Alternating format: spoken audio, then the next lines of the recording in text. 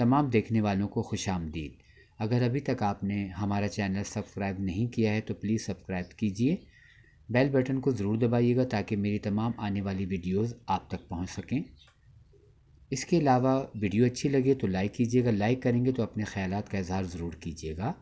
शुक्रिया।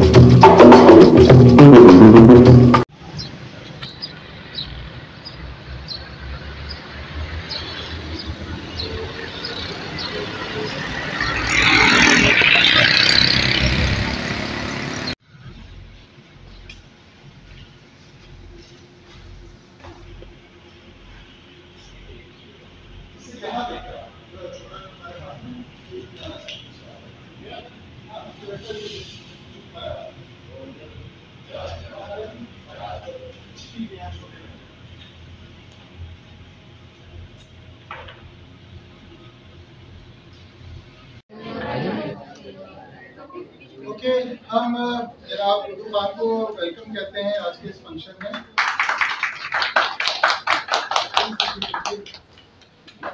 ये कोर्स जो Pakistani introduction to Pakistani film music के नाम से हम पढ़ रहे हैं, इसमें ये एग्जीबिशन हमने पहले भी की थी और ये इनका नाम जाहिद खान है, लेकिन मशहूर है अपने निकनेम गुड्डू खान के नाम से, हम उसी नाम से इनको पुकारेंगे। इनका जो ये एक आर्काइव इन्होंने बनाई है, हम इसके बारे में भी थोड़ी सी बात करेंगे। और ये हमारे तालिब इल्म है और कुछ हमारे फैकल्टी से हैं, कुछ लोग मेहमान हमारे हैं यहाँ पर। सो हम सबसे पहले दो छोटी छोटी सी डॉक्यूमेंट्रीज देखेंगे जो इनके आर्काइव के बारे में बनाई गई हैं, और उसके बाद एक कॉन्वर्सेशन होगा, एक थोड़ी सी हम इनसे गुफ्तगू करेंगे, बात करेंगे इनके इस पैशन के बारे में, और फिर ओपन कर देंगे हम इस एग्जीबिशन को जो हम साथ ही CPE हॉल में है, और बहुत सारी चीज़ें तो यहाँ भी हैं। और इन्होंने बताया कि ये चीज़ें सेल के लिए भी हैं अवेलेबल। अगर किसी को इंटरेस्ट हो वहीद मुराद का पोस्टर खरीदने से या किसी और की कोई चीज़ लेना हो, तो वो बहुत सारे चीज़ें हैं, अगर आप कहेंगे तो ये उनके रेट्स आपको बता देंगे, सेल के लिए अवेलेबल है। सो हम शुरू कर रहे हैं आज की क्लास को, और मैंने जैसा कि कहा कि दो छोटी छोटी डॉक्यूमेंट्रीज हैं, पहले हम वो प्ले करेंगे। अगर कोई लाइट बंद कर सके।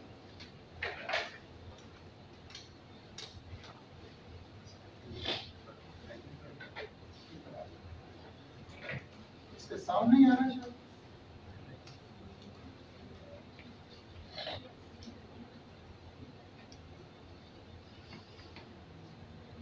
सामने ही आ रहा है।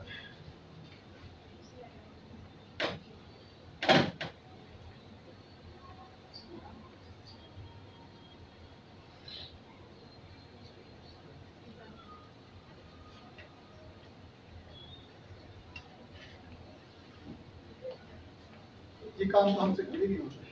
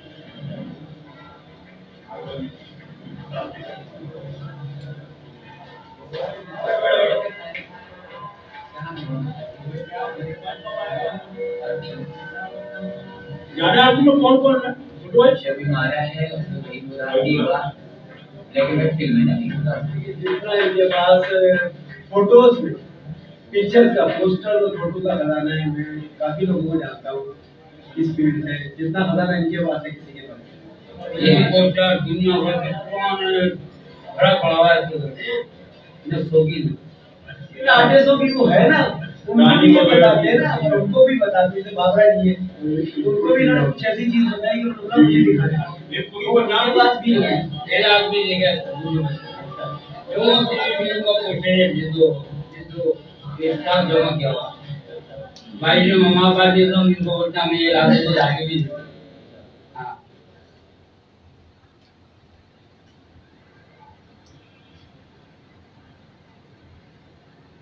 यहाँ पर इसमें इस रूम में कोई नहीं आता ना ये मेरे बंद है लेकिन यहाँ तक कि इसकी एक चीज का उठाना रखना मैं इनपुट करता हूँ या फिर वो शख्स करता है कि जो इन चीजों से दिलचस्पी रखता हो मतलब अमूमन मेरे पास जो लोग आते हैं दोस्त मेरे फ्रेंड्स वगैरह वो ये कहते हैं तुमने क्या रखा हुआ है ये पाकिस्तानी कौन पूछता है ये वो मैं कहता हूँ कोई नहीं पूछे मैं पूछ रहा हूँ मेरी इंडस्ट्री के लोग पूछ रहे हैं तो इससे बड़ी बात क्या है मैं लेकर आ रहा था लाहौर से लाया हूँ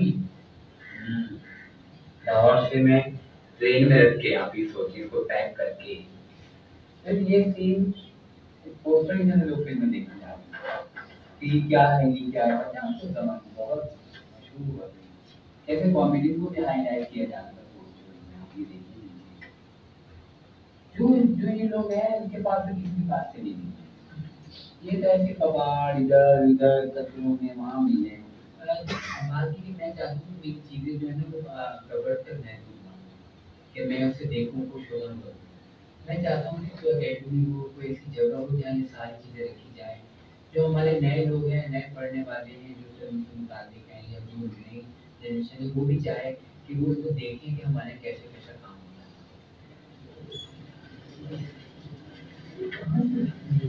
ये पता है मेरे साथ जो जिंदगी समझो कि घर वालों ने किसी वजह से निकाला कि नहीं का कोई अपने होगा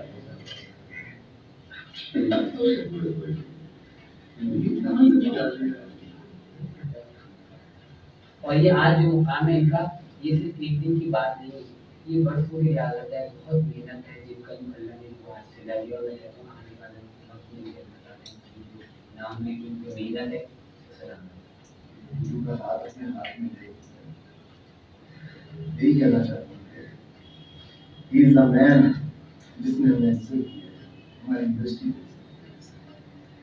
और मैं खातिर के जहाँ भी गया हूँ जिल्लत नहीं हमारे पैशन में तो अपनी फिल्म इंडस्ट्री को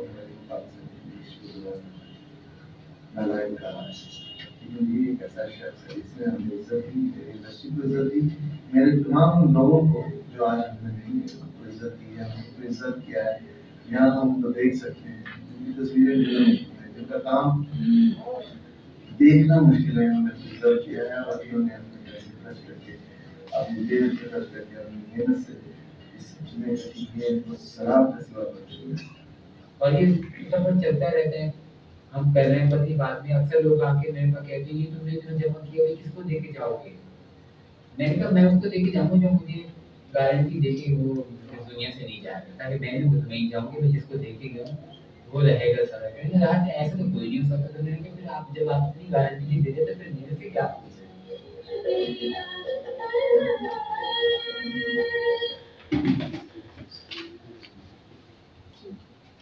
हमारे पास 2 मिनट की एक और भी डॉक्यूमेंट्री है, हम वो भी आपको आइए उनसे उनकी पाकिस्तानी फिल्म से मोहब्बत के बारे में जानते हैं और आपको इस जानकारी पे वर्चुअल टूर भी करवाते हैं। पाकिस्तानी सिनेमा की गोल्डन हिस्ट्री है। क्या मैं पाकिस्तान से लेकर अब तक पाकिस्तानी फिल्म इंडस्ट्री ने बहुत अप्स एंड डाउन्स देखे। मिड 60s के बाद गोल्डन टाइम शुरू हुआ और 70s तक बहुत सारी लाजवाब फिल्में देखने को मिली और पाकिस्तानी फिल्म इंडस्ट्री में बहुत सारे लेजेंडरी स्टार्स भी पैदा हुए। लेकिन 78 में जनरल ज़ियाउल हक के मार्शल लॉ से शुरू होने वाले स्याह दौर से पूरे मुल्क की तरह पाकिस्तानी फिल्म इंडस्ट्री भी ऐसे सवाल का शिकार हुई कि फिर संभलना मुश्किल हो गया। मिड 90s तक पूरी इंडस्ट्री तकरीबन कोलैप्स कर गई और पाकिस्तानी फिल्म इंडस्ट्री की गोल्डन एज से जुड़ी हुई यादें भी आहिस्ता आहिस्ता मिटना शुरू हो गई। जहां बाकी दुनिया ने डिजिटल टेक्नोलॉजी की मदद से अपनी फिल्म्स को प्रिजर्व किया और फिल्म म्यूजियम बनाए, वहीं हमारे मुल्क में जो कुछ बचा कुचा था वो भी राख हो गया। लेकिन कुछ लोग गुड्डू जैसे भी हैं जिनकी पाकिस्तानी फिल्म इंडस्ट्री से मोहब्बत बहुत गहरी है। उन्होंने उस गोल्डन एरा की तमाम यादों को इकट्ठा करके अपने घर को ही फिल्म म्यूजियम बना दिया है, जिसका नाम उन्होंने गुड्डू फिल्म आर्काइव रखा है।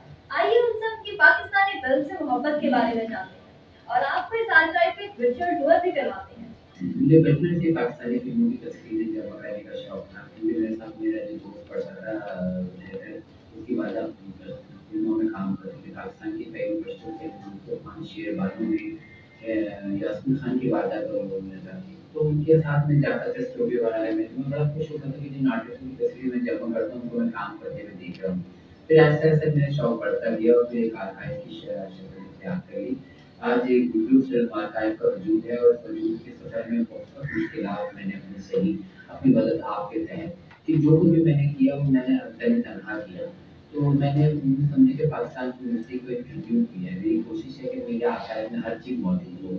तो मैं बड़ा खुश होता था कि मैंने जो इन तस्वीरों को देखना, तस्वीरों को पसंद करना, इनकी चीज़ें थी, अगर मैं ये उनको दूँ तो वो कितने खुश होंगे। तो मैंने सहाबा की दुनिया में कदम रखा और फिर मैंने बेशुमार आर्टिस्टों को अपनी आर्काइव से उनका कलेक्शन बना के दिया, उनके इंटरव्यू भी किए। मेरे आर्काइव में बेशुमार तस्वीर, photoset, booklets, story books, magazine, cinema slides हैं, पोस्टकार्ड्स हैं, नकली इश्तिहारात हैं और बेशुमार चीज़ें, खजाना है। 90s के ज़वाल के बाद पाकिस्तानी फिल्म इंडस्ट्री 2008 से दोबारा अपने पैरों पर खड़ी हो रही है and it's a new era. लेकिन अफसोस की बात तो ये है कि गुड्डू और इन जैसे और लोग जो हमारी फिल्म हिस्ट्री को जिंदा रखने और इसको हमारी नई जनरेशन तक पहुंचाने के लिए जो काम कर रहे हैं वो अपने और पर ही कर रहे हैं। इसमें कोई हुकूमती इमदाद या सपोर्ट शामिल नहीं है, जबकि ऐसे आर्काइव को डिजिटली कन्वर्ट करना काफी एक्सपेंसिव है। इस न्यूज का मकसद भी यही है कि हुकूमत में बैठे लोगों को कुछ तो शर्म दिलाई जा सके। हुकूमत को चाहिए कि हमारी कुछ रियायत की जाए ताकि हमें जगह दी जाए ताकि हम इस आर्काइव को महफूज कर सकें, क्योंकि आज हम हैं कल नहीं होगी, तो ये लोग इसको ज़ाया कर देंगे। तो उससे बेहतर ये है कि ये महफूज हो जाए। अपने जॉब से मैंने कोशिश की है इनको डिजिटल करने की और मेरी कोशिश जारी है। 10-12 हज़ार के करीब तस्वीर में कर चुका हूँ, पोस्टर्स भी कर रहा हूँ, प्रोग्रेस भी कर रहा हूँ, लेकिन ये एक चले तरह का काम नहीं है और मैं कब तक अकेला ही काम करता हूँ। मैं चाहता हूँ मेरे साथ कोई मेरी हेल्प करे, मुझे जगह दे और हम ताकि उनको महसूस कर सकें।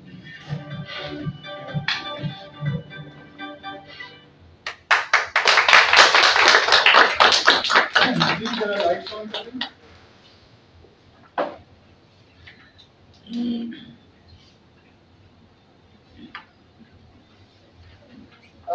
बहुत बहुत शुक्रिया आप तशरीफ लाए। बहुत सारी बातें तो हमको पता चल गई जो हमने छोटी छोटी 2 डॉक्यूमेंट्री देखी, एक रिपोर्ट थी और एक डॉक्यूमेंट्री थी। मैं चाहता हूँ कि हमारे जो तालिब इल्म आज यहाँ बैठे हैं कुछ इनको भी उसके बारे में बताएं।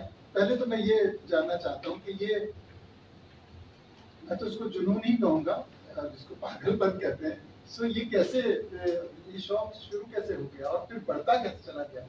मुझे कोई अभी बता रहा था कि आपने जिंदगी भर सिवाय ये पुरानी तस्वीरें, पोस्टर्स, ग्रामोफोन रिकॉर्ड्स और फिल्में जमा करने की और कोई काम नहीं किया, कोई जॉब नहीं की, कुछ नहीं किया। सबसे पहले तो अभी यूनिवर्सिटी का आपका और आप तमाम देखने वालों का शुक्रिया अदा करता हूँ जिन्होंने मुझे काबिल समझा कि मैं यहाँ तक आऊँ। इससे पहले भी मैं शायद 1-1.5 साल अब की बात है मैं यहाँ आ चुका हूँ और मुझे बड़ी खुशी हुई कि मैं जब यहाँ आया, लेकिन उस वक्त भी वो बात मेरे दिल में रहेगी जो मैं उस वक्त आप स्टूडेंट से नहीं कर सका था, लेकिन आज वो मुझे मौका मिला कि वो बात मैं आप तक पहुँचाऊँ। वो बात ये है कि मुझे भी बचपन से ये सारा जमा करने का शौक़ है। इसके अलावा मुझे पढ़ने का बहुत शौक़ था, लेकिन मेरे घर के हालात कुछ ऐसे थे कि जिसकी वजह से मैं अपना शौक़ पूरा नहीं कर सका। मुझे बड़ा शौक़ था कि मैं कॉलेज भी जाऊँ, मैं यूनिवर्सिटी भी जाके पढ़ूँ, सारा कुछ मैं, लेकिन घर के हालात ऐसे थे कि अगर मैं अपने शौक़ की तरफ जाता तो शायद मैं अपने घर वालों को मतलब उनकी हेल्प नहीं कर सकता था। वो कुछ मसले मसाइल थे जो मैं आपको नहीं बताना चाहता। लेकिन जब मैं यहाँ यूनिवर्सिटी में आया पहली बार तो मुझे बड़ी खुशी हुई कि वहाँ से यहाँ तक आने का मेरा जो सफ़र था उसको मैं बयान नहीं कर सकता, किस मुश्किल से मैंने कदम रखा और यहाँ तक आया। लेकिन आप लोगों से मेरी यही गुजारिश है कि देखिए आपके वालिदैन ने कितनी जिस तरह भी मेहनत की है, जो भी जिस तरह भी आपको यहाँ पहुँचाया, तो मेरी गुजारिश है कि आप बहुत खुशनसीब हैं कि जिन्हें आपके वालिदैन इस तरह जिन्होंने आप तक यहाँ आपको यहाँ पहुँचाया। वरना यहाँ आने की और पढ़ने की हसरत में कितने लोग अपने ख्वाहिशात को लेकर दुनिया से चले जाते हैं। तो आपसे गुजारिश है कि जो भी वक्त उसको ज़ाया नहीं कीजिएगा, अपने वालिदैन और आपके जो ख्वाब हैं, जो आपका एम है, उसे ज़रूर पूरा कीजिएगा। मैं समझूंगा कि अगर आपका ये एम पूरा होगा तो मेरा ख्वाब भी पूरा हो गया।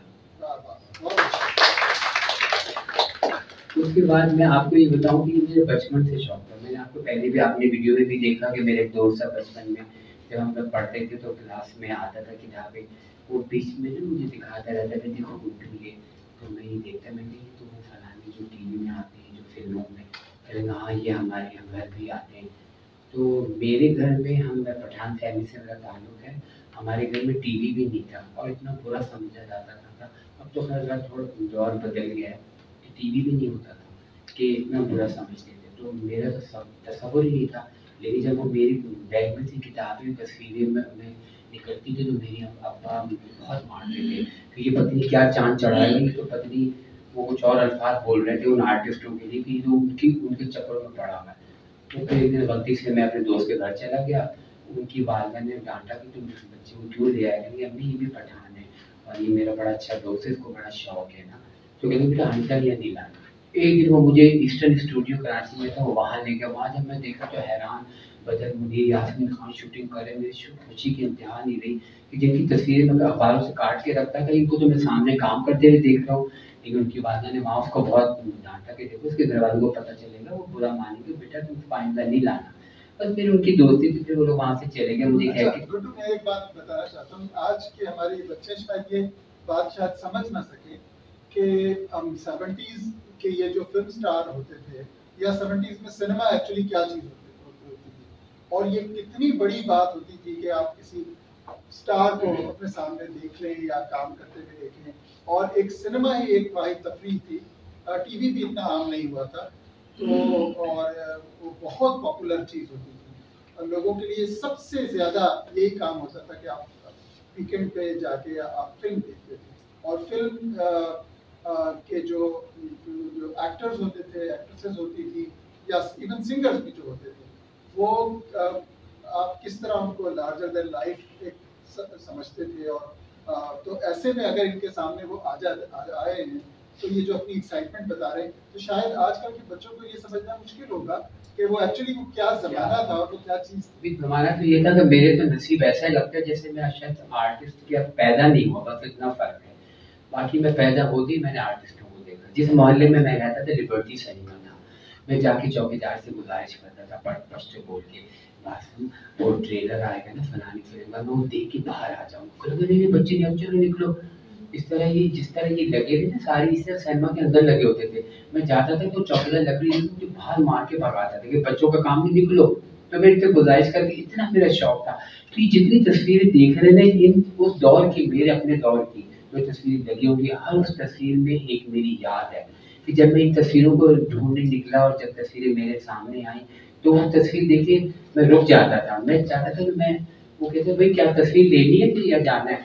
तो मैं कहते नहीं, कहते तू कहाँ खो गया? मैंने कहा मैं माजी में खो गया। जब मैं एक सिनेमा में खड़ा था, एक चौकीदार ने मुझे इतनी जोर से लकड़ी मारी थी इस तस्वीर के पीछे, लेकिन आज ये तस्वीर ओरिजिनल मेरे हाथ में आ गई, मैं इतना खुश हुआ। और मेरे घर के सामने ये सदीकी जिन्होंने लाडला फिल्म बनाई थी, वो फिल्म साथ में थे, डायरेक्टर भी थे, मैं उनके घर भी जाया करता था। उनके यहाँ भी ये नदीम, शबनम, वही मुराद सारे लोग आते थे।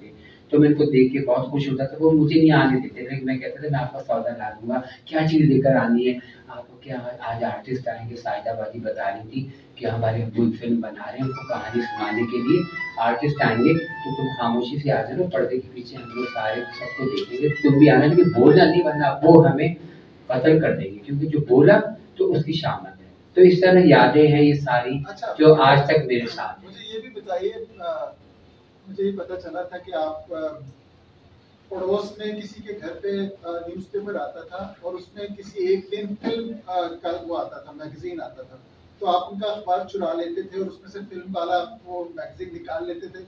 तो वो घर वाले बड़े हैरान होते थे कि फिल्म मैगजीन आना बंद हो गया, क्यों, क्या किस्सा है? वो किस्सा ये होता कि वो हमारे मोहल्ले में एक फैमिली थी, तो मैं उनका आना जाना था, तो अक्सर मुझसे उनकी जो बेटा था मुझसे सौदा मंगवाता था। छोटे बच्चों से आपको पता है, हम तो वैसे पठान बच्चे थे, इधर घुस गया उधर घुस गया, ये ले आओ वो ले आओ। तो एक दिन मैंने देखा तो उस खातून ने, उनकी बहन ने पूरे एक वीक में एक मंगल या कोई ऐसा दिन था, उसमें कलर पेज आता था डबल। तो उसने पत्नी अल्लाह के बंदे ने किस जमाने के वो पेज ऐसे लगा के पूरा एक वो बनाया हुआ था बुक की शक्ल में। तो एक दिन कहेंगे कि मुझे सौदा ला, मैं कहीं निकलेंगे तो तस्वीर दिखाऊंगी रानी की, वही मुराद की। मैंने कहा अच्छा जा पहले लेकर आ, सौदा लेकर आके दिए करके इधर आ। यूँ खोला, मैं देखता है कि पेज ऐसा लग रहा था कि जैसे मैं मार दूं और ये ले जाऊं। ये कहाँ से लाती? कहती अखबार में तो आता है, फलाने दिन आता है। और मैं सुबह सुबह उठ के मैंने उठा के अखबार वाले जैसे उसने अखबार फेंका, वैसे मैं अंदर घुस गया। उस जमाने में ऐसे नहीं कि दरवाजे बंद है, ताले लगे ना, कुछ नहीं, मोहल्ला था, सब एक दूसरे घरों में आना जाना था। जैसे ही मैं अंदर गया, अखबार बस वो कलर पेज निकाला, बाकी वैसे रगड़ फेंक दिया। एक दिन दो दिन, अब मैं वो परेशान कि ये क्या चक्कर है कि बाहर आके शिकायत करती। वो दौर था कि लोग लाजमी इंतजार करते थे वीकेंड पे कलर पेज आएगा, उसमें किसके इंटरव्यूज आएंगे, क्या होंगे। आज का दौर तो ऐसा है कि आपके हाथ में सारी खबर आ जाती, किसी को क्या जरूरत पड़ेगी, सिनेमा जाएगा या टीवी खोलेगा, इसमें पहले आपको न्यूज। लेकिन वो अखबार का इंतजार करते थे एक हफ्ते का। अगर किसी आर्टिस्ट की डेथ होती थी तो फिर मुझे बेचैनी लगी होती थी, कौन कौन आया, क्या हुआ। तो वो उस डे का हम इंतजार करते। तो इसी तरह हर घर में इंतजार होता था कलर अखबार का।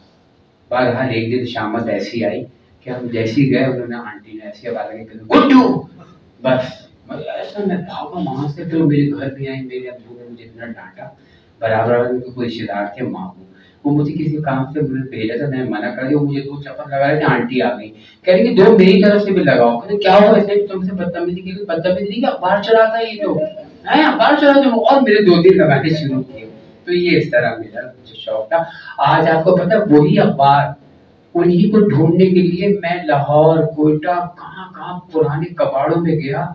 इस वक्त मेरे पास वही अखबार, यानी कि 62, 63, 64 हर साल के कलर वो पेज, जब भी आज भी मैं कभी अकेला होता ना तो खोलता हूँ, माजी में चला। अच्छा, मुझे ये बताइए, ये तो हमें पता चला मजे का वाकया था आपने जो सुनाया। देखिए, आपकी जो पुराने अखबार, पुरानी तस्वीरें, पोस्टर्स, ये सब तो पैसों से मिलता है। तो इस पर भी तो बहुत आपको सवालों का सामना करना पड़ता होगा ना कि पैसे किन चीजों पे जाया कर रहे हो और ये क्यों जमा कर रहे हो और ये रखोगे कहाँ? तो ये सब क्या किस्सा? बात ये थी, देखिए पैसों को तो मैंने कभी अहमियत दी ही नहीं।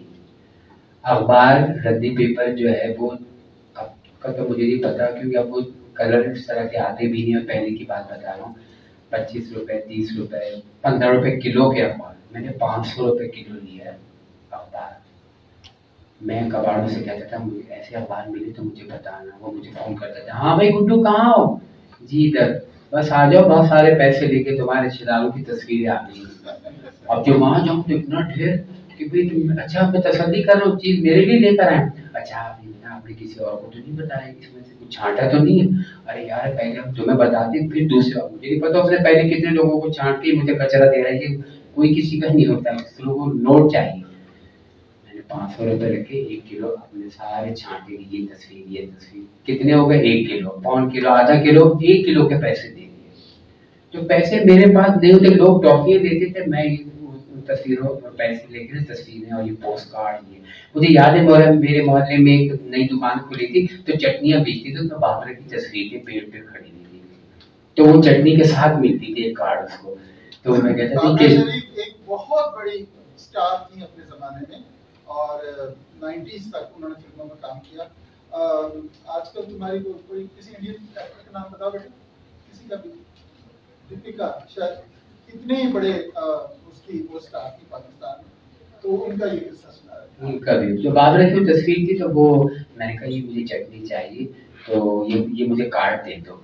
अब मैंने देखे, मैंने उसको पैसे दिए, वो मुझे चटनी दे रहा और कार्ड दे रहा है। पहले मैं कार्ड दे रहा हूँ, चटनी छोड़ ये तो ले जाओ, कहेंगे मैंने कहा तुम खा लेना। वो इस तरह मतलब मुझे शौक था तस्वीरों का। और फिर आप ये देखे एक वक्त जिंदगी में ऐसा भी आया कि मेरी आर्काइव में वो कुछ था कि मुझे कुछ भी याद नहीं रहा, कि मैंने इतना लंबा सफर इतनी जल्दी तय कर लिया। इतना जुनून मेरे में था कि अभी मैं 2 किलो वजन उठाते हुए घबराता हूँ, मैं पूरे पूरे बोरे उठा के सर पे लाता था, और इतना तस्वीर में खुश होता था कि इसमें ये है, इसमें ये है।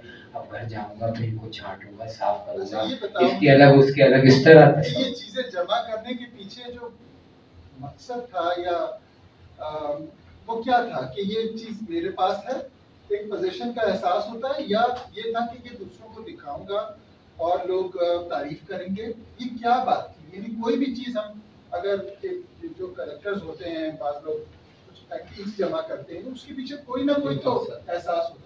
आपके पास क्या ऐसा एहसास था कि मैं ये दूसरों को दिखाऊं, लोग आए अप्रिशिएट करें, या बस ये लोग अच्छे लगते थे क्योंकि तुम देखते थे ये स्क्रीन पे नाचते गाते हैं, रंगीन कपड़े पहनते हैं? क्या बात ये कि देखिए, एक अमल दखा तो बचपन का ये भी था कि ये चमकते सितारे, कुछ अंदर मेरे भी कुछ जरासीम थे ऐसे कि जैसे मैं इन लोगों को पसंद करता था। हालांकि अदाकारा ज़ेबा कहती है कि देखो अंदर जरासीम होते हैं तो ये काम होता है, वरना जिसके जरासीम नहीं होते वो कभी भी इन चीज़ों को हाथ नहीं लगाएगा। किसको क्या कुछ पढ़ के आज के दौर में रद्दी पेपर जमा करे? बताओ, जो आर्टिस्ट जिन्होंने काम किया वो मुझे ये बात कह रहे हैं। तो एक मेरा ये भी शौक था कि चलो मैंने इन चीज़ों को बचपन में देखा, फिर मैंने कर रख दिया, फिर मेरे को देख के खुश होने लगा। क्योंकि जब मैंने एक दिन मैंने एक बात मेरे जहन में आई कि ये जो पोस्टर तस्वीर में देख रहा हूँ, मैं इतना खुश हो रहा हूँ, जिसकी ये होगी उसका क्या हाल होगा, उसके बाद तो कुछ भी नहीं होगा। तो क्यों ना मैं इनको ये चीज़ दूँ और उनसे मिलूँ। तो फिर मैंने सहाफ़त की दुनिया में कदम रखा। फिर मैंने इन आर्टिस्टों को ढूंढा। मैंने नए दौर में जो काम करने वाले थे उनको नहीं देखा, क्योंकि जो देखी हुई चीज़ है ना उसको आप किसी को दिखाएंगे तो मज़ा नहीं आएगा। जो 40 साल पहले गुम हो चुके लोग उनको देखना चाहते हैं। तो मैंने उनको ढूंढा, उनके घरों के पते वो यहाँ से छोड़ गए, उधर गए, गया मुख्तसर ये कि जाके उनके इंटरव्यू की, उनकी चीज़ें दिखाई। तो उनकी जो तासुरात थे, उनकी जो बातें थी, वो इतनी मतलब मेरे लिए तकलीफ दे भी थी, खुशी की भी थी। मैं आपसे भी पूछना चाहता हूँ, मैं ये बताना चाह रहा था कि ये गुड्डू एक जर्नलिस्ट भी हैं और पेपर्स में लिखते रहे हैं फ्रीलांस सहाफ़ी के तौर पे, और बहुत सारे आर्टिकल्स फिल्मों के बारे में, म्यूजिक के बारे में, पुराने म्यूजिक के बारे में इन्होंने लिखे। ये जो बात अभी आपने छेड़ी और मैं इस पर आखिर में आना चाहता था कि ये सब लोग जिनकी आपने पहले, जिनको आप पर्दे पे देखते थे, फिर आपने उनकी तस्वीरें जमा करना भी शुरू में चोरी कर करके, फिर खरीद के, और फिर किसी भी तरह से जखीरा जमा होता है। फिर ये हुआ कि ये लोग तस्वीरों से निकलकर आपकी जिंदगी में आ गए, यानी आपने तकरीबन सारे जिंदा अदाकारों से आप मिल चुके हैं। जब से आपने ये शुरू किया उस वक्त तो तकरीबन सब लोग जिंदा थे, तो बहुत से दुनिया से चले गए। तो आप एक एक करके सबसे मिलते चले गए, सबसे आपकी मुलाकातें हुई। तो ये बताइए, जो लोग हमें स्क्रीन पर बड़े खूबसूरत और रंगीन नजर आते हैं, असली जिंदगी में कैसे होते हैं? इतने ही खूबसूरत, इतने ही रंगीन होते हैं कि इनको बस पर्दे पे ही देखना चाहिए। नहीं, कई कई आर्टिस्ट तो ऐसे हैं कि जिनको देख के मुझे हैरानगी इतनी होती थी कि ये मुझे लगता ही नहीं था। जैसे ये बाबर शरीफ है, आप इसको कितना देखते हैं स्क्रीन पे, लेकिन आम दिन में आप जाएंगे तो आपको यकीन नहीं जाएगा कि किस तरह रह गई है। फिरदौस बेगम, हीर रांझा की हीरोइन जो है फिरदौस बेगम, उनको मैंने ऐसी हालत में देखा कि मुझे यकीन ही नहीं आ रहा था कि ये फिरदौस है। उनको सिर्फ मैंने एक आंख से पहचाना था, क्योंकि बचपन से मैंने ये सुना था कि उसकी आंखें बड़ी खूबसूरत हैं और बड़ी, तो मैं उनकी तस्वीरें देखता था। तो रात को 2:30 बजे सेवन के मेले में, सुना है कि मेले में तो लोग बिछड़ जाते हैं, लेकिन मुझे मेले में लोग मिल गए। मैं यूं जा रहा हूँ सामने से यूं, और आप यकीन करें दुआ ऐसी कबूल होती है कि वो उनका गाना चल रहा है धमाल का, और मैं रुक गया। तो मेरे दोस्त ने कहा भाई अब छोड़ दे, फिरदौस के पीछे चलने की करो, 2:30 बज रहे हैं।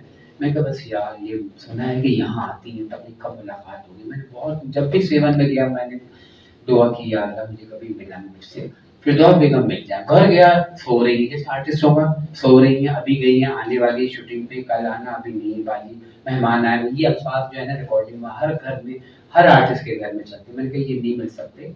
बहरहाल फिर जिंदगी में एक ऐसा वक्त भी आया कि जब रात के 2:30 बजे सेवन के मेले में मैं ऐसे आ रहा हूँ, तो एक खातून मुंह छुपा के और एक आंख उनकी खुली हुई थी और मेरे से टकराई।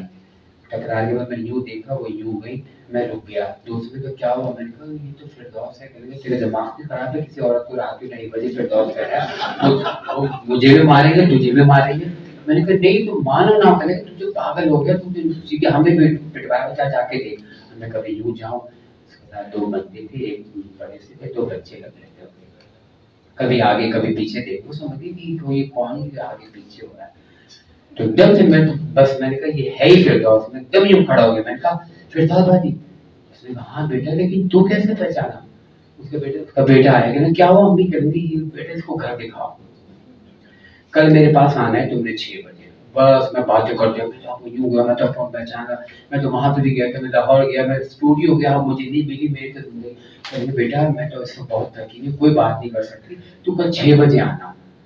और मेरे तो इस पति किस तरह रात हुई, दिन हुआ, शाम हुई। दोस्तों से कहा, कहने भाई तू छोड़ फिरदौस को, कौन पूछ रहा है? मैं पूछ रहा हूँ, मुझे तो जाना है।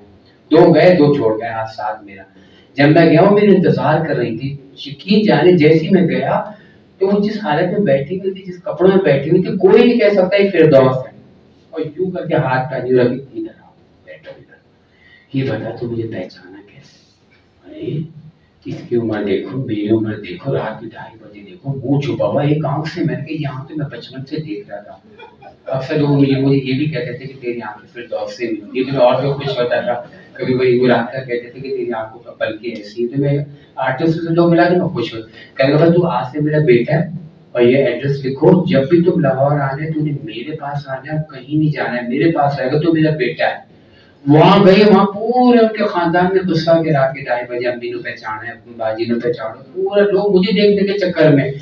जब मैं लाहौर गया तो यकीन जाने, जब उनको पता चला मैं आया, तो मैं वो मंदिर भी नहीं भूल सकता जिंदगी में कि बड़े बड़े चैनल वाले, बड़े बड़े लोग तरसते थे कि इस आर्टिस्ट को हम वो मांगा है, मुआवजा दे रहे हैं, हमसे 2 बातें कर ले फिरदौस बेगम से। और जब फिरदौस बेगम को पता चला मैं आए, तो गेट पे वहां खुद यूं मेरा हाथ पकड़ के लेके गई और दुपट्टे के पल्लू में चाबी बंधी हुई थी। आप देखें कहाँ कितनी बड़ी आर्टिस्ट, उस चाबी को अपने पल्लू से उसने दरवाजा खोला, यूं दरवाजा खोला, सामने इतनी बड़ी हीर रांझा की तस्वीर, पोर्ट्रेट लगा हुआ। बस वो दिन आके कई सालों तक, मैं 15 साल तक वो, अगर मैं लाहौर किसी काम से जाऊं, किसी से नहीं मिलूं, लेकिन मुझे बाजी के जानना है। और जो मोहब्बत प्यार उन्होंने दिया, बाकी वो मैं उससे क्लास में कोई ऐसा स्टूडेंट है जिसने पाकिस्तान की ऑल टाइम क्लासिक हीर रांझा फिल्म देखी हो? काफी लोग गाना तो सुना होगा, सुन मंजिली दी मिठड़ी का काफी लोग हैं यहाँ जिन्होंने, तो ये वो जो हीरोइन थी उस फिल्म की, ये उनका जिक्र हो रहा है। और आप सोच सकते हैं वो कितनी बड़ी स्टार थी और बहुत हसीन औरत थी। अभी कुछ ही अर्सा पहले अभी अच्छा, तो हमारे पास 5-7 मिनट और हैं क्योंकि उसके बाद मैं चाहूंगा कि बच्चे ये सारी हमारे अहबाब भी ये सारी एग्जीबिशन भी देखें। देखिए ये सारी चीज़ें आपने जमा की, ये सारी आप इन लोगों से मिलते रहे, और मैंने ये भी देखा है कि आप जब इन पुराने अदाकारों से मिलते हैं तो उनकी ही तस्वीरें उनको पेश करते हैं या दिखाते हैं कि ये आपकी पहली फिल्म थी। तो मैंने अक्सर वीडियोस, आपका जो चैनल है मैं उस पर देखता हूँ कि वो आर्टिस्ट खुद हैरान होते हैं कि अच्छा ये मैं हूँ और ये तुम्हारे पास कैसे है, मतलब मेरी पहली फिल्म का रिकॉर्ड तुम्हारे पास कैसे है, या तो ये जो एक एहसास होता है उस वक्त में, जब वो मैंने देखा बहुत लोग थैंक यू कह रहे होते हैं, तो मेरा शुक्रिया अदा कर रहे हैं। बात ये कि देखें, अपने लिए जीना कोई बड़ी बात नहीं है। हमारे दीन में भी देखो, हम लोग की जिंदगी भी इंसानियत की तकरीबा है। जब मैंने देखा कि ये इतने खुश हो रहे हैं, तो मैंने बिला मुआवजा, जिनके पास पैसे थे भी ना, तो जब मैं तस्वीरें देता था तो आखिर वो मुझे एनवेला पैसे कर देता है, गाल मैं तुम्हारे लिए कुछ अभी कर नहीं सकती। मैंने कहा नहीं नहीं नहीं, मैं इस वजह से नहीं कि मैं यहाँ ये मेरी खुशी है। तो मैंने किसी से 1 रुपया भी नहीं लिया, अगर जबरदस्ती किसी ने दिया तो वो और बात है। मैंने खुशी बांटी, और खुशी बांटने का ये आलम था, दुख भी होता था। एक आर्टिस्ट थी, उसकी 40 साल पहले पहली तस्वीर कलरफुल मैंने जब उसके आगे पेश की, तो उसने तस्वीर को मेज पे रखा और यूं देखा और कहा, गुड्डू क्या वक्त इतनी जल्दी गुजर जाता है। किसी ने कहा, गुड्डू हमें अपने आप को खुद संभालना चाहिए था, हमें आपने संभाला। किसी ने कहा कि ये तो खुशी के आंसू है जो आप हमें दे रहे हैं। शाहिद साहब मेरे घर आए तो उन्होंने अपने 35 साल पुराने रिकॉर्ड देखा, तो उनकी आंखों में आंसू आ गए। कहने में तो रो पड़ा कि आपने मेरा लड़कपन, जवानी, सारा कुछ मुझे दिखा दिया। तो एक बात मैं आखिर में ये बताऊंगा, तो खुशी मैंने बांटी, लेकिन आखिर में मैं आपसे एक बात कहूंगा, वो तो खैर जो ये बात करना चाहेंगे उसका जवाब दूंगा, लेकिन मैं अपनी तरफ से ये कह रहा हूँ, मैंने कहा अब मेरा ये शो भी पूरा हो गया, मैं ले आया, देख लिया, मैंने आर्टिस्टों को भी दे दिया, उनने इंटरव्यू भी कर दिया। यूट्यूब पे मेरे एक चैनल है, गुड्डू फिल्म आर्काइव के नाम से। ये जितनी बातें मैं आपको बता रहा हूँ वो वीडियो की शक्ल में उन आर्टिस्टों के साथ मौजूद है, आप देखिएगा। उसके बाद मैंने ये सोचा कि अब मैंने इनको दिखा भी दिया, सब कुछ कर लिया, अब मैं चाह रहा हूँ कि ये जो स्टूडेंट है, जो पढ़ने वाले हैं, ये भी देखें, इस पे पढ़ें ताकि इनके काम आए। अक्सर लोग मेरे पास फोन आते हैं कि जी फला फला फला इस तरह, लेकिन मैंने कहा नहीं, ये लोगों के काम आए। अब मेरी ख्वाहिश, एक डॉक्यूमेंट्री फिल्म जो अभी आपने देखी है, मोहम्मद अली हकीम ने मेरे पे बनाई, वो कहेगा मैं आप पे ना, मुझे एक टॉपिक मिला है, तो मैं चाह रहा हूँ 5 मिनट की एक डॉक्यूमेंट्री जो मैं आपको आप पे बनाना चाह रहा हूँ। मैंने कहा मैंने कौन सा ऐसा काम किया, आपने नहीं पता आपने कितना बड़ा काम किया है, बस आप मुझे टाइम दे दें। 1 महीना लगा 5 मिनट की डॉक्यूमेंट्री के लिए, 1 महीना लगा। अलियास फ्रांस से में 45 वीडियोस थी 5-5 मिनट की, उसमें वो चलाई गई सारी, और उसमें पहला इनाम मुझे मिला।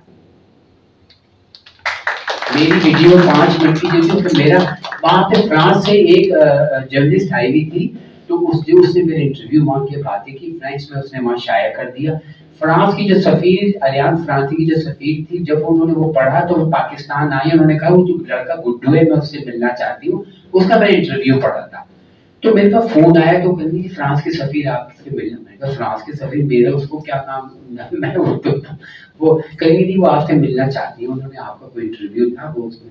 मैंने कहा अच्छा आ जाए, मुझे यकीन नहीं आ रहा, लेकिन जब आई तो आगे पीछे गाड़ियां, तोपे, फौज, गली भर गई, लगे गुड्डू के पास कौन चढ़ के आते हैं, तो क्या आते।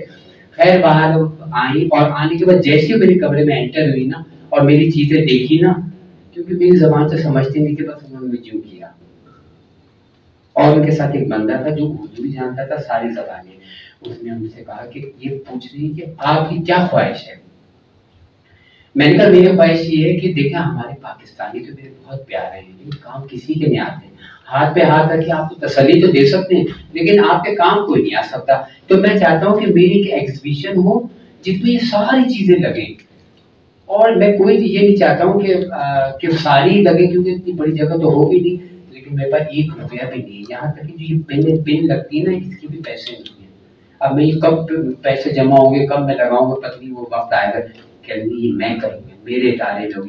मैं शुक्रिया अदा करता हूँ आपके इस प्रोग्राम की तरफ से कि फ्रांस की सफीर मार्टिन हेमरी ने मेरी ख्वाहिश का एहतराम करते हुए अलियास फ्रांस में 1 हफ्ता एग्जीबिशन लगाई, और वहाँ पे मेरी चीज़ें भी बिकी, और इतनी मुझे पजीराई मिली यहाँ तक। उसके बाद उन्होंने इस्लामाबाद के सिफारतकार में 3 दिन मेरी वहाँ एग्जीबिशन लगाई, फिर दोबारा मुझे बुलाया। वो मेरे इतने काम आई, और इतने वो मेरी लोगों तक मेरा काम पहुँचा, बेशुमार मुझे इससे फायदा भी हुआ। बहुत शुक्रिया। एक बात और आपसे आखिर में पूछना चाहता था कि ये पुराने कागजों को इनको संभालने का एक पूरा एक तरीका होता है, और उसके बगैर अगर हम उसको रखते हैं तो ये कागज खराब हो जाते हैं, हट जाते हैं। खासतौर पे ये तो कोई 60 साल पुराना पोस्टर है, बल्कि कोई 70 साल पुराना पोस्टर है, बहुत साल, उसी जमाने के प्रिंटेड है ये सारे। सो आप इनको कैसे रखते हैं, कैसे संभालते हैं, और ये सारी चीजें रखी कहाँ है आपने? यानी आपके पास इतनी बड़ी जगह है, कोई पूरा स्टूडियो है आपके पास, कोई गोदाम है? ना स्टूडियो है ना गोदाम है, मैं तो किराए के घर में रहता हूँ। एक किराए के घर में रहता हूँ, और किराए के घर तो आपको पता है, और हर तो एक खौफ की तलवार लटकी रहती है। मुझे इस बात की फिक्र नहीं कि मैं कहाँ जाऊँ, मैं कहूँगा ये बच्चों को कहाँ लेके जाऊँगा। ये डब्बों में पैक इतना है कि मेरे जो पहनने के कपड़े हैं वो कपड़ बाहर पड़ी हुई है, और जो जितनी चीजें हर ड्रॉर हर कोने में, कोई बंदा आके कहता है तुम सोते किधर हो, पोस्टर बिछा के सोते हो। मतलब हर घर, मेरे पूरा घर इस तरह भरा हुआ है। लेकिन उसमें कागजों की भी मुझे पहचान होगी, क्योंकि जिस चीज में आप चाहते हैं आपको पता होगी कि ये कागज फट जाएगा, ये मोटा है, ये नहीं फटेगा, इस पे टेप लग सकती है, इस पे नहीं लग सकती, ये बिल्कुल पापड़ है, ये मोड़ोगे तो टूटेगा। तो ये अभी मैं जितने लाए तो मेरे अलग तहलियां होती है कि ये नाजुक है, मैं लिखे हैं पोस्टर भी, नाजुक पोस्टर, पक्के पोस्टर, पुख्ता पोस्टर, इस तरह करके, ताकि मुझे एक आसानी हो हर चीज की। मुझे तो मैं नीम के पत्ते लाता हूँ, उनको सारे के पत्ते तोड़ तोड़ के उसके तह बना बना के सब जगह करके ये सब इस तरह रखता हूँ। और एक बात मैं बताऊँ कि जब मैंने एक ये देखा कि इस तरह की सारी हमारे पाकिस्तान में कोई आर्काइव नहीं है, बैरून मुल्क, पड़ोसी मुल्क, किसी मुल्क में चले जाएं। अभी देखिए ना, मैं आपकी किसी बात से बुरा नहीं बना, आपने मुझे दीवानापन कह दिया। तलत हुसैन साहब जो नापा में भी होते हैं, एग्जीबिशन में मैंने उनको मेहमान खुसूसी करके बुलाया, वो आए, वो रोने लगे, उन्होंने कहा कि ये तो किसी दीवाने का काम है। तो जिस मुल्क में लोगों, हम जैसे लोगों को लोग दीवाना कहते हैं, पड़ोस मुल्क में दीवाना नहीं कहते। यही वजह है कि आज तक उनकी चीजें महफूज हैं। हमारे आर्टिस्टों ने, लोगों ने नोट तो जेब में रख लिए, चीजें फेंक दी। ऐसे काम दीवानगी से ही होते हैं, वरना कोई उसको महफूज कर नहीं सकता। अच्छा, मुझे ये बताइए कि आपने बताया कि पुराने आर्टिस्ट जब आप ये चीजें देखते हैं अपनी, तो वो रो पड़ते हैं। मुझे ऐसा लगता है कि वो शायद इसलिए भी रो पड़ते हैं कि वो अब उनको कोई जानता नहीं। वो लोग जो इतने बड़े स्टार्स थे, और वो आज पाकिस्तान में पिछले 30-40 साल में जो सिनेमा का जो डिक्लाइन हुआ, उसके बाद आज किसी को नहीं पता कि कौन थे हमारे बड़े स्टार्स। मैं जो म्यूजिक का कोर्स पढ़ाता हूँ, उसमें मैं 5-6 सिंगर्स की पहले आवाज़ें सुनाता हूँ, और कोई किसी की आवाज़ नहीं पहचान पाता। फिर सबकी तस्वीरें दिखाता हूँ, तो बहुत होता है तो एक नूरजहां को पहचान लेते हैं, उनकी साड़ी वाड़ी और डायमंड्स की वजह से, वरना और कोई किसी को पहचान। तो ये जो गड़बड़ है कि ये जो कल के स्टार्स थे वो आज उनको लोग जानते नहीं हैं। तो मुझे लगता है कि ये एक बहुत बड़ा खराबा हमारे यहाँ हुआ है, एक बहुत बड़ा नुकसान। पड़ोसी मुल्क की आपने बात की, वहाँ ऐसा नहीं है। वहाँ नए बच्चे सिंगिंग सीख रहे हैं तो वो लता के ही गाने गा रहे होते हैं, वो नए सिंगर्स के गाने सिंगिंग सीख लता के साथ जो कोई बंदा बैठ के तबला उठा के लता ने कहा इधर रख दो, तो उसकी भी तस्वीर मिल जाएगी। नहीं मिलेगी तो हमारे जो जितने बड़े बड़े जो फनकार है उनकी तस्वीरें नहीं मिलती। लेकिन मैंने हमेशा हर आर्टिस्ट को ये नहीं कहा कि ये हीरोइन है या ये कम रोल में थी, उसको ऐसे मैं उससे मिला हूँ कि वो हीरोइन से भी ऊपर को उठा दिया। मेरे चैनल पे लोगों के कमेंट्स आते हैं बाहर से भी, वो कहते हैं आप इतने प्यार और इतने खुलूस से लोगों से मिलते हैं कि उनमें से जान पैदा हो जाती है। कई आर्टिस्ट ने ऐसा कहा कि हम तो वो हैं कि सूखे हुए पत्ते जो पैरों में आ गए, आपने तो हमें उठाया है। इज्जत इज्जत तो अल्लाह के हाथ में, लेकिन हमने उनको प्यार किया आज। और मैं एक बात दावे से कह रहा हूँ, मैं वो वाहिद बंदा हूँ ग्लोबल की दुनिया में, नेट की दुनिया में, यूट्यूब की दुनिया में, जिसने हर पुराने आर्टिस्ट को हाईलाइट किया। और आज मेरे नक्शे कदम पर ऐसे ऐसे लोग चल रहे हैं कि लोगों को ढूंढ रहे हैं, कोई नहीं मिला तो कब्र पे जाके फातिहा पढ़ रहे हैं। हमने जिंदाओं को उनको ऐसे उठाया, उनके काम को। और अल्लाह का शुक्र है 99% आर्टिस्टों से मैं मिल चुका हूँ, और जिसे नहीं मिला हूँ वो भी आपकी दुआ से मुझे जानता है। एक आखिरी बहुत दिलचस्प बात जो मैं आपकी नजर करूँ कि मैंने हीरो को भी हाईलाइट किया, हीरोइन को भी, डायरेक्टर, प्रोड्यूसर, जो भी हर फील्ड में, यहाँ तक कोरियोग्राफर, डांसर, लड़की लड़का, मेल फीमेल, जिसने इंस्ट्रूमेंट भी बजाया है उसको भी मैंने हाईलाइट करके उसका इंटरव्यू, हर चीज मौजूद है। अब मैं जिस मर्रे पे जाता हूँ कि आज तक इस टॉपिक पे किसी ने ना कलम उठाया ना कदम उठाया। मैं अपने इसलिए कहता हूँ कि मैंने जो मेहनत की ना उसे मैं जानता हूँ।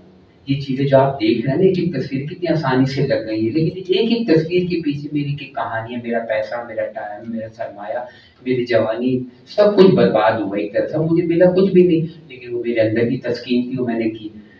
तो मैंने कहा मैंने हीरो सबको हाईलाइट किया। एक एक्स्ट्रा थी जिसको मैं बचपन से देखता था कि वो कहीं रानी के पीछे नाच रही है, कभी वो बाबरा के पीछे नाच रही, तो कभी वलीमुराद के ग्रुप में।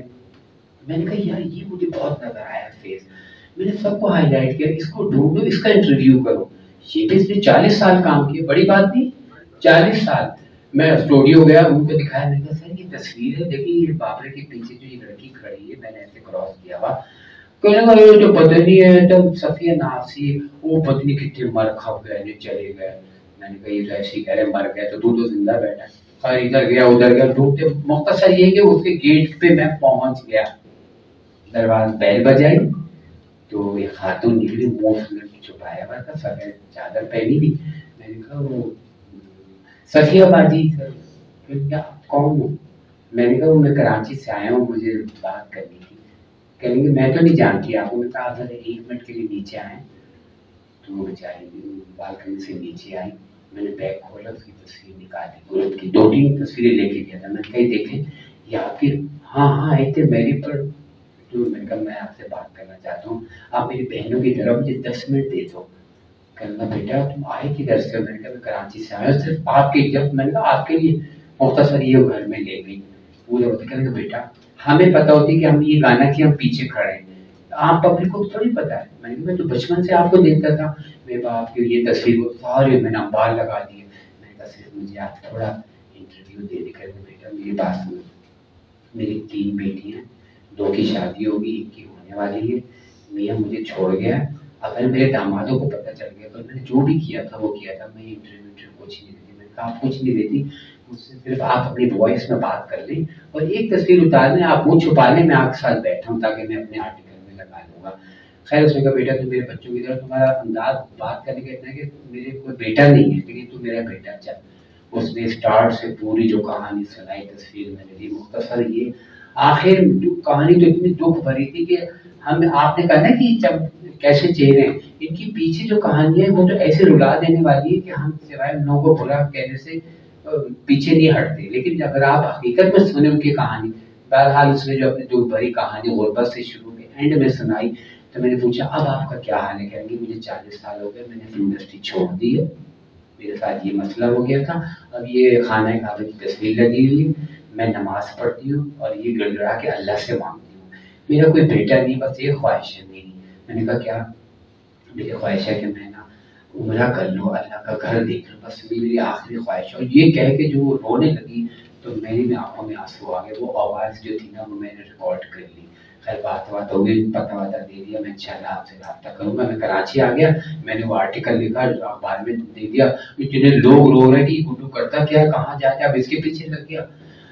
तो बहुत रोई, इसकी हम इसकी हेल्प करना चाहते हैं। कोई GM के उन्होंने फ़ोन किया अखबार वालों को कि जिस बच्चे ने इंटरव्यू किया हम इसको उम्रा कराना चाहते हैं, इस लड़की को।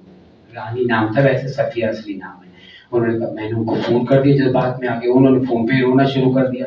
कहीं बेटा मेरे पास तो शनाख्ती कार्ड के पैसे भी नहीं है, मैं सब कर लूँगी, मुझे कौन मना कराएगा, मेरे साथ तो किसी को जाना पड़ेगा। मैंने कहा सब उनकी जिम्मेदारी है, आप किसी का बंदोबस्त करें, महरम का वो हो जाएगा।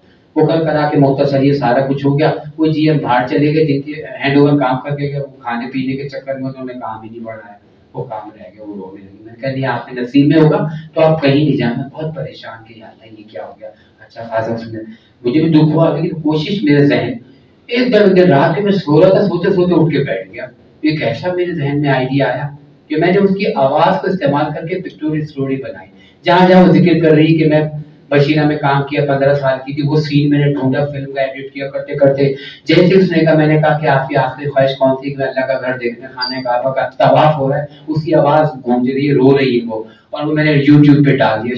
सऊदी अरब से एक फोन आया शफीक साहब का कि मैं रानी माँ जो है इनको मैं उम्रा कराना चाहता हूँ। मैंने कहा भाई पहले उनके साथ ऐसा हो गया, मैं उनके जज्बात से नहीं खेल सकता। अब जब तक मुझे पक्का नहीं पता चल जाएगा कि ये टिकट है और ये इस तरह पैसे, तो मैं उनसे बात नहीं करूँगा। कहेगा देखो आप मुझसे, आप यहाँ से खर्चा पूछ लो, महरम के साथ जाएंगी, कितना खर्चा आता है, टिकट हर चीज मैं आपको भेज दूंगा। जब इतनी बड़ी बात हो गई, मैंने उनको फोन किया। फोन करने के बाद उनको बताया, वो रोने लगी, उनसे पता दे दिया। मुख्तसर ये कि माशाल्लाह वो गई और उम्रा करके भी आ गई। उन्होंने कहा उस बंदे ने मुझे ऐसा रखा जैसे मेरा सगा बेटा भी मुझे रख सकता था अपनी फैमिली में। और गुड्डू तूने तो वो मेरा काम किया कि अगर मेरा बेटा भी होता ना, सगी औलाद वो नहीं कर सकती। वो आज तक मुझे दुआ देती, उन्होंने मुझे ऐसी दुआ की, अल्लाह ने मुझे हज करा दिया। ये तो हमें नई बात पता चली कि आप इस शौक के जरिए से आपने लोगों की मदद भी की। तो ये तो एक ऐसी चीज है कि मैं समझता हूँ इसको बहुत सराहा जाना चाहिए। और मुझे ये सुन के बहुत हैरत हुई कि लोग हीरो को पहचानते हैं, हीरोइन को पहचानते हैं, एक्स्ट्रा पता नहीं शायद बच्चे आजकल इस बात को समझ ना सकें कि पुराने जमाने में एक्स्ट्रास क्या होते थे। ये पीछे जो एक पूरा कोरस डांस कर रहा होता था लड़कियों का, उसमें से किसी को ढूंढना और किसी सबब के बगैर उसके घर तक पहुंचना, तो फिर आप कहते हैं कि हम आपको दीवाना ना कहें तो फिर क्या करें। तो बहुत बहुत शुक्रिया, आप आए, हमारे तालिब इल्मों को अपनी ये सारी पैशन की इस कहानी भी बताई। हम चाहते हैं कि अब हम नुमाइश का आगाज करें एग्जीबिशन का, और वहाँ भी हम कुछ चीज़ें स्टूडेंट्स को बताएंगे। तो जी एक बात आपसे और भी कहूँगा कि चीज़ें कुछ मैंने रखी, मेरे पास डबल थी।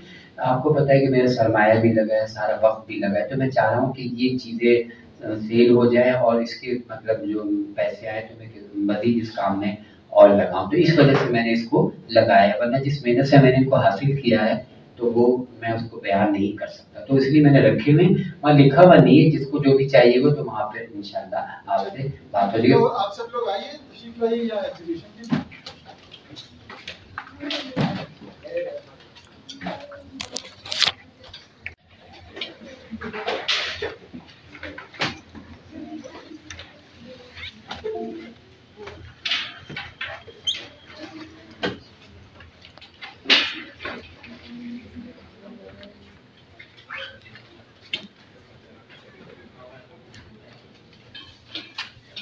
आ जाइए।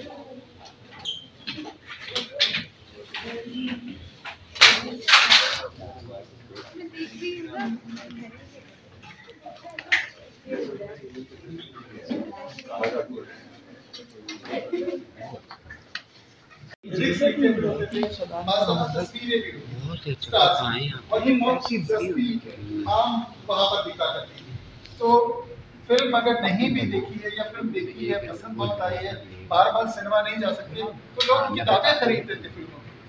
सो हर फिल्म के बारे में एक बुक इस तरह की बुक और बुकें आती थी, और बाद में रंगीन भी इस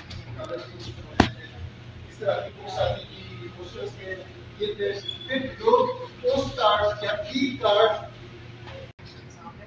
ये पाकिस्तान में हॉरर मूवीज बनना शुरू हुई। दो फिल्में थी जो बहुत पॉपुलर हुई, ये एक इससे पहले की मूवी बनी थी तलाश, और बहुत ये 60s में ये हॉरर सिनेमा जब वो एक मूवी आई रायपुरा, उसके बाद पाकिस्तान में और मजे की बात है कि ये जो पोस्टर्स बनते थे ये सारे हैंडमेड होते हैं, हाथ से ड्रॉ किया हुआ है, इसके बाद में यानी फोटोग्राफ नहीं। तो खास बात लेट 70s के बाद फोटोग्राफ्स को इस्तेमाल किया जाता है, वरना ये सारा ये हाथ से बनाया गया है। तो मसलन ये देखिए पेंट किया होता है, पुराने जितने पोस्टर आपको 60 तक ये सारा पहले पेंट किया गया, उसके बाद सारा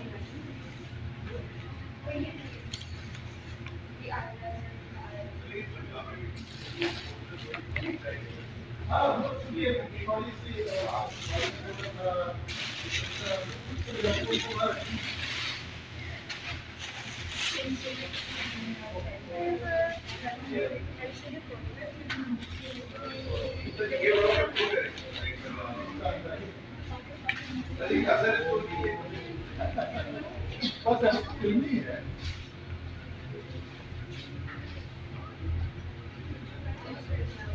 तो जो तस्वीरें बना सकते हो और अपने असाइनमेंट में शामिल कर सकते हो।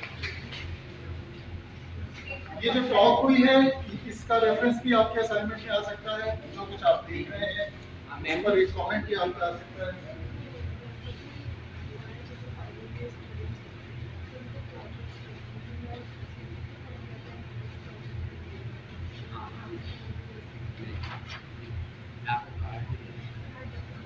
बैग दे दो बैग।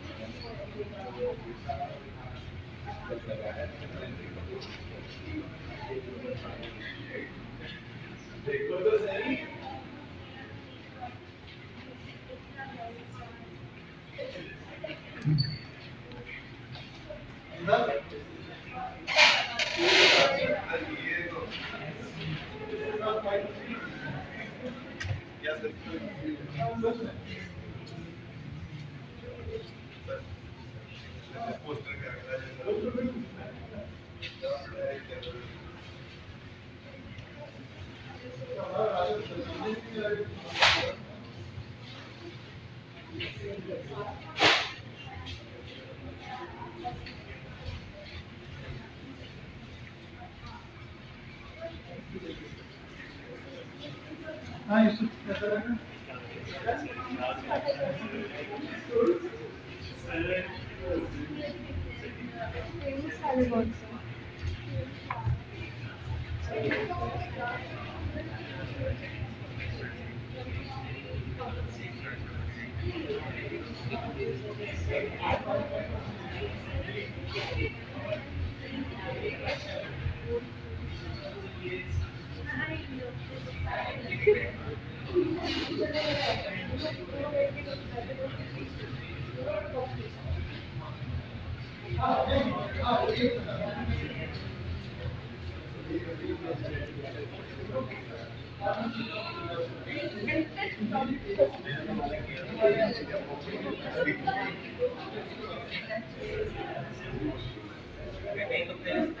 ये इसमें खास बात ये किसी को याद है इस फिल्म के बारे में?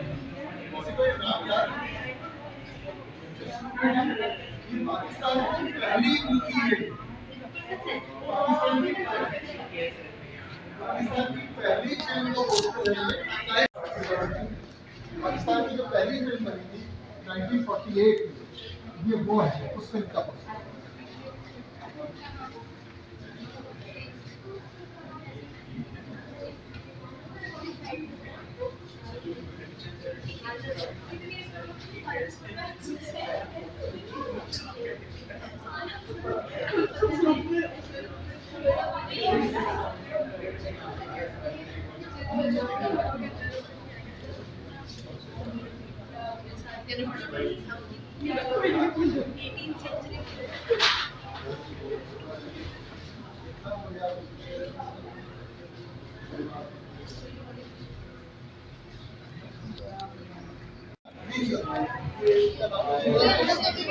नाम में शॉर्ट दे दूं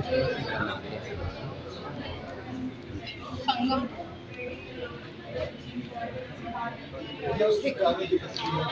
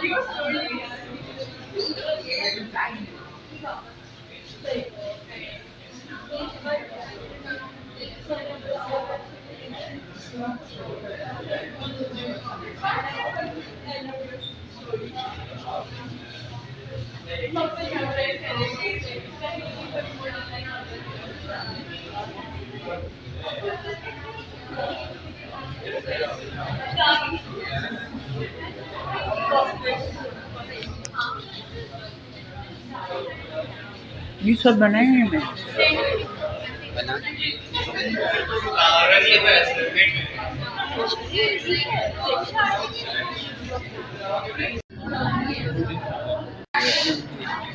कभी जैसे आपने वीडियो में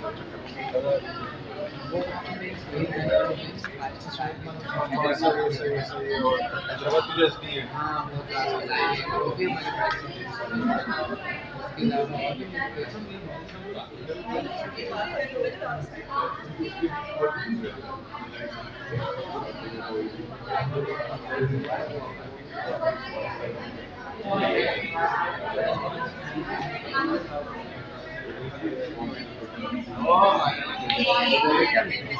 वो क्लास बनाएंगे वो भी हमारे इसके अलावा और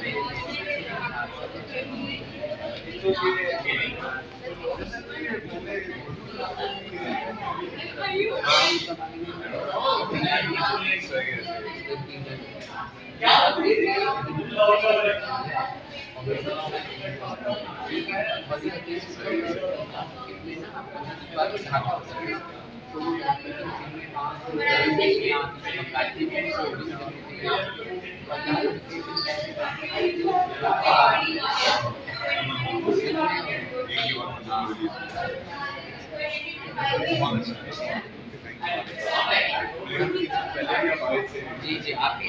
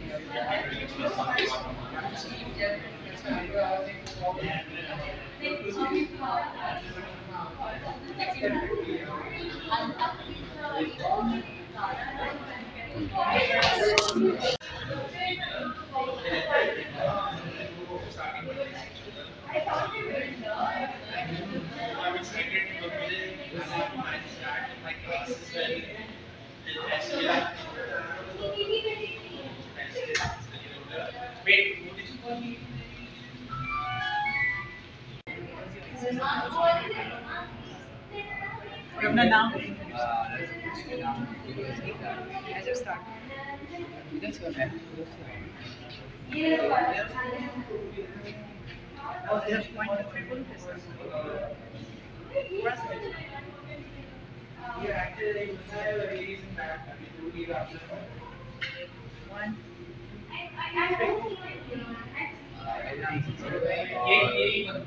मार्का है के नाम से ही मेरी शनाख्त है और मेरे चैनल पे फेसबुक पे पेजेस भी हैं और इसका मकसद सिर्फ मैंने काम को नए लोगों तक पहुँचाना है। बचपन में मैं तस्वीर जमा करता था मेरे शौक से जमा करता था आज मेरी मेरी दुकान का एडिशन पाकिस्तानी पोस्टर फोटोज है स्लाइड स्मार्ट मैगजीन आयात इसके अलावा सेंसर सर्टिफिकेट और फिर मवाद करने की कोशिश करना उसको जमा करूँ और फिर पढ़ने वाले लोग हैं जो स्टूडेंट भी होते हैं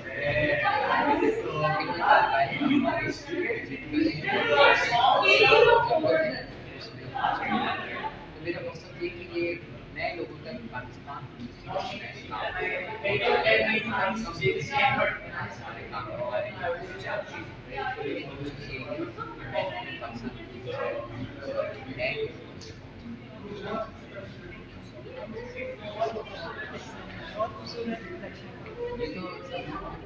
ये मैं वो है जो मुझे सेव करना है। जो क्रीम है जो स्टार के दौर की 48 के बाद 49 51 वो चीज़ें ऐसी है उसको मैंने सेव की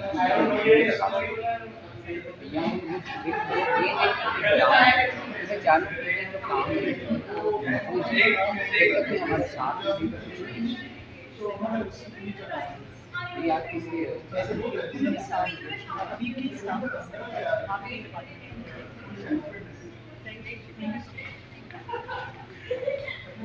I think